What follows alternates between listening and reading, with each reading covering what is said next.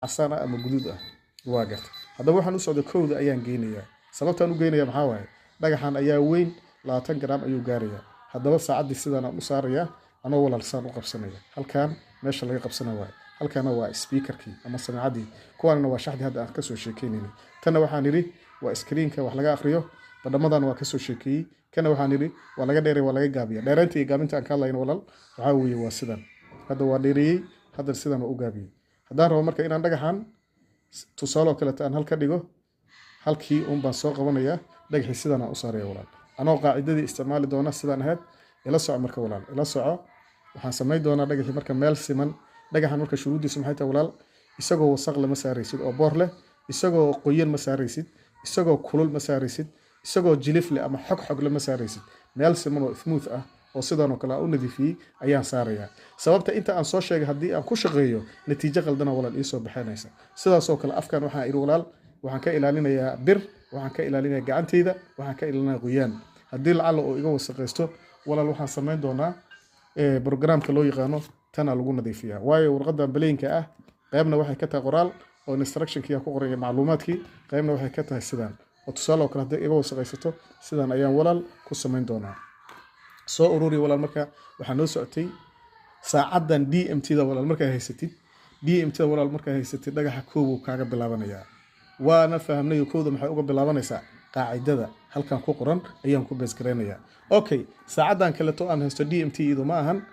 waxa farqiga u dhaxayna 10 badan oo kale tan uga soo hadalna jira hadda farqiga kama hadlayee waxaan ka hadlayaa mataqaan hab isticmaalkii marka halkaas ay wax noo marayaan ayaan walaal waxaan sameyn doonaa insha Allah taala saacada markaan mataqaana musuuta sameynayo wala waxa jira tusaale oo kale to yacnihii ujeedada aan ka lahaa waxay ahayd DMT-dan ayay ahayd sharaxaadu inaan idinku tusiyo DMT iyo tan markaan joogo tanu 3 ay ka kacdaa lambarkeeda macnaha waxa xawaaro badan labada saacadood walaal tana xawaaro badan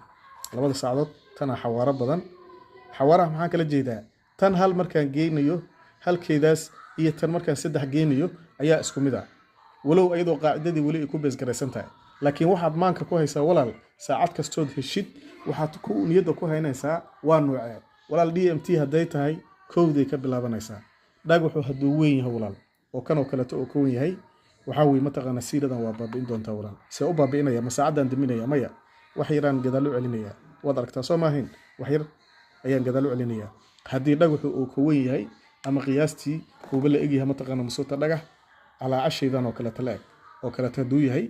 ama sidaan oo kale tala haddii uu yahay walaal dhagax weyn oo kale tusaale walaal waxaad ka dhigaysaa waa baabiinaysaa haddii dhagaxu kan uu la eg yahay walaal dhagaxu kan hadduu la eg yahay kow ayaad ka dhiganaysaa okay haddii kan uu la eg yahay midkan hadduu la eg yahayna walaal saddexaad ka dhigaysaa sababta kan maxaa waaye waa hal mataqaana 1 gram ayuu ka sii yahay waa dhagax aad u yar waad arkaysaa marka kuu soo dhaweeyo miiska diskiyaas uu saaran yahay waana godka loogu tala galay waa gartay bal haddaba aan sameeyno walaal haddaba aan tijaabadii kulad ku tusiyo iyo wixii aan ka sheekeynay waa gartay waan soo dhaweynaa halkii baan keenayaa walaal hadda halkii ayaan geenayaa sidaan aan u qabanayaa dhagaxii marka aan haystay waa kan dhagax ayaan ku tijaabinayaa meel siman anoo ka saaraya